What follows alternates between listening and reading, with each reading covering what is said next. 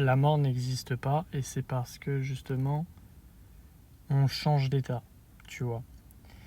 Et pour comprendre qu'elle n'existe pas, il ne faut pas le voir d'un point de vue comme on a l'habitude de voir en tant qu'humain, parce que c'est sûr que quand tu entres dans ce domaine-là, dans cette dimension, tu n'es plus du tout dans la même forme. En fait, il n'y a même plus de forme. Donc comment est-ce que tu veux avoir la preuve physique d'une chose si justement tu n'es plus dans le physique? C'est comme dire que le Wi-Fi existe. Tu peux mesurer, mais tu ne peux pas le voir. C'est exactement la même chose avec la mort. Tu peux mesurer certaines choses, il y a énormément de mesures qui ont été effectuées, mais tu ne peux pas le prouver d'un point de vue physique parce que ce n'est plus d'ordre physique.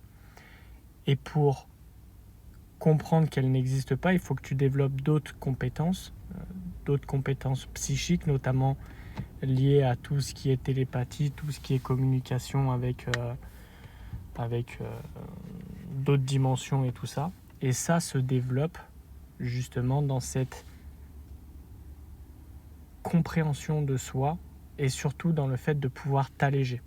Au plus tu vas t'alléger de tes différentes blessures, de tes différents schémas, de tes différents modes de pensée, modes de réaction et tout ce qui fait que tu es la personne que tu es aujourd'hui. Et au plus, tu vas avoir cette capacité justement à développer ces compétences psychiques-là. Parce que tout le monde peut les développer. Il n'y a pas des personnes qui sont mieux que d'autres. Tout le monde, moi avant j'avais accès à rien du tout, là j'ai accès à de plus en plus de choses. Et justement j'ai accès à de plus en plus de choses parce que de plus en plus je m'allège.